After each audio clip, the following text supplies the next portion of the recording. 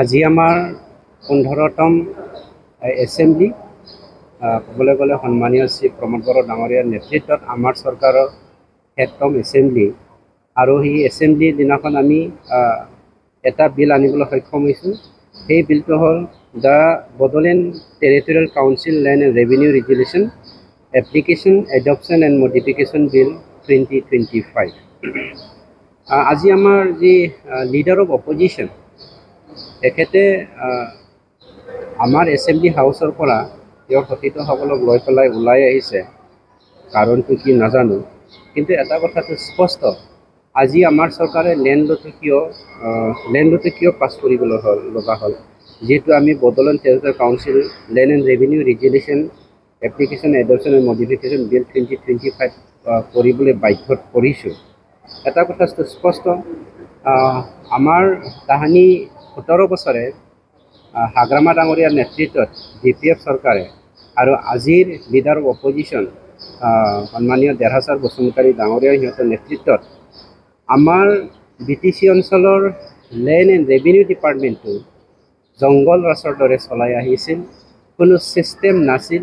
সেই বস্তুবোৰ ছিষ্টেমত আনিবৰ কাৰণে আমি আজি আইনটো পাছ কৰিব লগা হ'ল। 2024 চনৰ 13 ডিচেম্বৰ দিনাখন আমি সেই আইনটো এমেণ্ডমেণ্ট বিল হিচাপে আনিছিলোঁ, কিন্তু য'ত নেকি আমি কাউন্সিলে এমেণ্ডমেণ্ট কৰিবলৈ সক্ষম নহয় লেণ্ড এণ্ড ৰেভিনিউ ডিপাৰ্টমেণ্টত, তাৰ কাৰণে সেইটো আমি আজি আকৌ মডিফিকেশ্যন বিল হিচাপে উত্থাপন কৰিছোঁ। আজি আকৌ এইটো আমি পাছ কৰিবলৈ সক্ষম হৈছোঁ। ইয়াৰ কাৰণটো হ'ল যে BTCত যদি মাটিৰ ঝামেলা থাকে বা আহে, ধৰি লওক আমাৰ দেউতাকৰ মাটিটো আমি 3জন ভাই ককাই বিতৰণ কৰিব বিচাৰিছোঁ। সেই বিতৰণ কৰিবলৈ বিচৰা সময়ত কোনোবাই যদি অলপমান মাটি বেছি লৈ পেলাই সেইটো বৰ্ডত বা আমাৰ চাৰ্কল অফিচাৰৰ ওচৰত কমপ্লেইন আহে, কমপ্লেইন অহাত আমি সেইটো চাৰ্কল অফিচাৰসকলে সেইটো জেনেৰেলি ছিষ্টেমেটিকেলি জইণ্ট ছেক্ৰেটাৰী বা ছেক্ৰেটাৰীৰ ওচৰত আহিব লাগে, সেইটো বিচাৰ কৰিবৰ কাৰণে বা বিতৰণ কৰি দিবৰ কাৰণে সমানকৈ। কিন্তু আমাৰ কাউন্সিলত তেনেকুৱা ছিষ্টেম নাই। অসমৰ ছিষ্টেমখনো আমি ফ'ল' কৰিব নোৱাৰি, কিয়নো আমাৰ BTCটো হ'ল transfer subject land and revenue ডিপাৰ্টমেণ্টটো, যাৰ ফলত অসমত যদি চাৰ্কল অফিচাৰে সমাধান কৰিব নোৱাৰা সমস্যা ওলায়, সেইটো ডাইৰেক্টলি ডেপুটি কমিশ্যনাৰৰ ওচৰলৈ নাযায়। আৰু ডেপুটি কমিশ্যনাৰে মীমাংসা কৰিব নোৱাৰা সমস্যাটো, মাটিৰ সমস্যাটো অসমৰ বৰ্ড অফ ৰেভিনিউ নামৰ এটা বৰ্ড থাকে, সেই বৰ্ডৰ মাধ্যমেৰে সমস্যাটো সমাধান কৰিবৰ কাৰণে বিচাৰটো কৰা হয় বা চালি জাৰি চোৱা হয়। কিন্তু বৰ্ড অফ ৰেভিনিউ ডিপাৰ্টমেণ্টে যদি এই সমস্যাটো মীমাংসা কৰি দিব নোৱাৰে, তে 26ৰ মাধ্যমেৰে সেই সমস্যাটো সমাধান কৰি দিয়া হয়। ঠিক তেনেকৈ আমাৰ BTR চৰকাৰটো বা BTCটো য'ত নেকি লেণ্ড এণ্ড ৰেভিনিউ ডিপাৰ্টমেণ্টটো ট্ৰেন্সফাৰ ছাবজেক্ট, সেই গতিকে আমি লেণ্ড এণ্ড ৰেভিনিউ ডিপাৰ্টমেণ্টৰ যি ছিষ্টেম সেইটো আমি এনেকৈ কৰিলোঁ। চাৰ্কল অফিচটো হ'ল আমাৰ বিগিনিং, আৰু চাৰ্কল অফিচৰ সমস্যাবোৰ সমাধান কৰিব নোৱাৰাটো আমি কমপ্লেইন সহকাৰে সেইটো জইণ্ট ছেক্ৰেটাৰীলৈ পঠিয়াই দিয়া হয়। জইণ্ট ছেক্ৰেটাৰীলৈ পঠিয়াই দিব লাগে, আৰু ছেক্ৰেটাৰীলৈ পঠিয়াই দিয়াৰ পাছত ছেক্ৰেটাৰীও যদি মীমাংসা কৰিব নোৱাৰে, এইখিনি আমি বৰ্ড অফ ৰেভিনিউলৈ ট্ৰেন্সফাৰ কৰিব লাগিব কেছটো। কিন্তু আমাৰ BTCত বৰ্ড অফ ৰেভিনিউ নাই। যোৱা 17 বছৰে মই সেইটোৰ কাৰণে কৈছোঁ, আমাৰ হাগ্ৰামা ডাঙৰীয়াই ৰজাৰ দৰে আমাৰ BTCটো চলাই আহিছিল। কোনো আইন কানুন নাছিল। মাটিৰ সমস্যা হ'লে মানে দাবী ধমকিৰে মানুহবিলাকক এই সমস্যাবোৰৰ পৰা আঁতৰত ৰাখিছিল, সমস্যাবোৰ সমাধান কৰি দিব বিচৰা নাছিল। তাৰ কাৰণে আজি আমি আইন বনাইছোঁ আমাৰ 35 লাখ ভাৰতীয় নাগৰিক BTR বাসীসকলৰ কাৰণে, যিসকলে ভূমিৰ সমস্যাত পৰি আছে। আৰু এই বৰ্ড অফ ৰেভিনিউ আমি আজি গঠন কৰিবৰ কাৰণে আমি লেণ্ড বিল পাছ কৰিলোঁ। সেই লেণ্ড বিল পাছ কৰাৰ অৰ্থটোৱে হ'ল মাটিৰ সমস্যাটো সমাধান কৰা আৰু বৰ্ড অফ ৰেভিনিউৰ দ্বাৰাই সমস্যাটো সমাধান কৰা। এতিয়া বৰ্ড অফ ৰেভিনিউ কৰা কথাটোৱে আচৰিত লাগিছে। তেওঁলোকে ইমান শিক্ষিত মানুহে যে সদনত বহিছে, তেওঁলোকক ৰিপ্ৰেজেণ্টেটিভ হিচাপে আমাৰ BTCত 35 লাখ জনসাধাৰণে পঠিয়াইছে। 2024 চনৰ 13 ডিচেম্বৰ দিনাখন সেই বিলটো পাছ কৰা হৈছিল। সেই বিলটো অলৰেডি পাছ হৈ গ'ল। জাষ্ট আমি এটা কথাই ইয়াত আমি চেঞ্জ কৰিবলৈ বাধ্যত পৰিছোঁ যে আগত আছিল আমাৰ the Bodoland territorial council land and revenue regulation application adoption and amendment bill আছিল, আমি সেই এমেণ্ডমেণ্টটো মডিফিকেশ্যন বিল বনাব লগা হৈছে, কিয়নো কাউন্সিলে কেতিয়াও আইনটো এমেণ্ডমেণ্ট কৰিব নোৱাৰি আৰু সেইটো লেণ্ড এণ্ড ৰেভিনিউ আইন। গতিকে সেইটো আমি মডিফিকেশ্যন কৰাৰ কাৰণেহে আজি বিলটো পাছ কৰা হৈছে। এছ ইট ইজ আগৰখিনি যিমান আছে তেওঁলোকে 2024 চনৰ 13 ডিচেম্বৰ দিনাখন যোনটো আমি আলোচনাৰ মাধ্যমেৰে এছেম্বলিত পাছ কৰিলোঁ, তেওঁলোকে সন্মত হ'ল। কিন্তু আজি সেইটো মডিফিকেশ্যন শব্দটোৰ কাৰণে কিয় তেওঁলোকে ষ্টাডি নকৰাৰ কথা ক'লে আমি বুজি নাপাওঁ।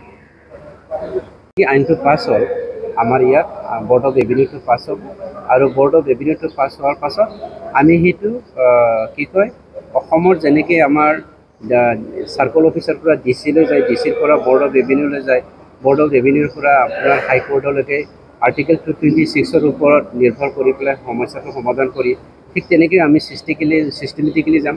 আগতে কিন্তু আমাৰ মাটিৰ ওপৰত আমি সমস্যা হ'লে মানে সমাধান কৰিব পৰা আমাৰ ৰাস্তা নাছিল, কিয়নো সেইটো ডাইৰেক্টলি কোৰ্টৰ ওচৰলৈ গৈছিল। গতিকে আজি আমি বৰ্ড অফ ৰেভিনিউ গঠন কৰাৰ মাধ্যমেৰে আমাৰ মাটিৰ যিমানখিনি সমস্যা সেইটো সমাধান কৰিবলৈ সক্ষম হয়।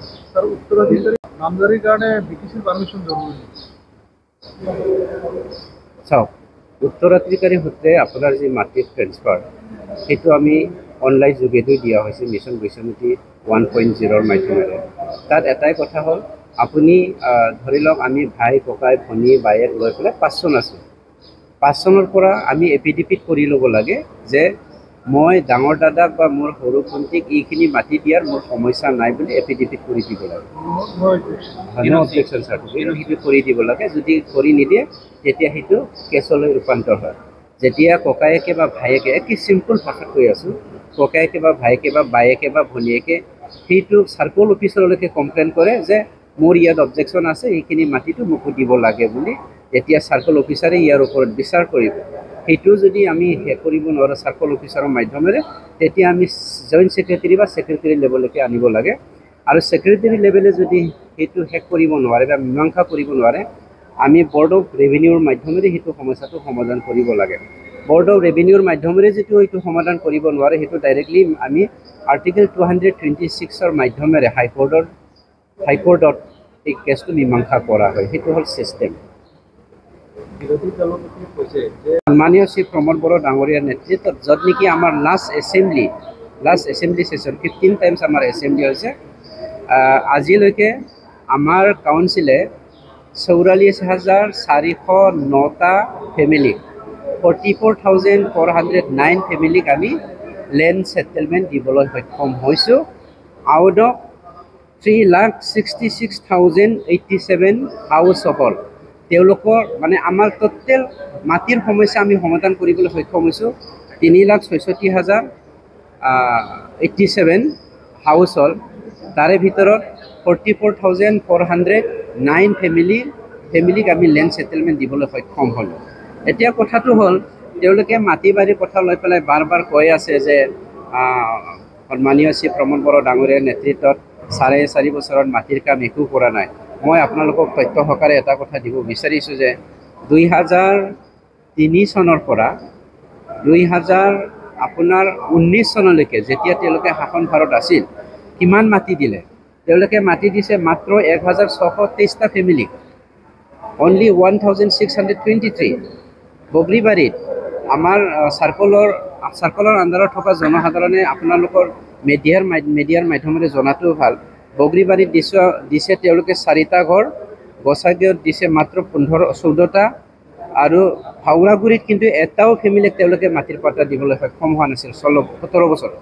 দতমাত দিছে 11টা ফেমিলিক, কোকৰাঝাৰত দিছে 55টা ফেমিলিক, চিডলিত দিছে 980টা ফেমিলিক, বেংতলত দিছে 89টা ফেমিলিক, বিজনীত দিছে 29টা ফেমিলিক, তামোলপুৰত দিছে 173টা ফেমিলিক, গড়েশ্বৰত মাত্ৰ 5টা ফেমিলিক দিবলৈ সক্ষম হৈছে, জালাত দিছে মাত্ৰ 43টা ফেমিলিক, বৰমাত দিছে মাত্ৰ 2টা ফেমিলিক, বাক্সাত দিছে মাত্ৰ 68টা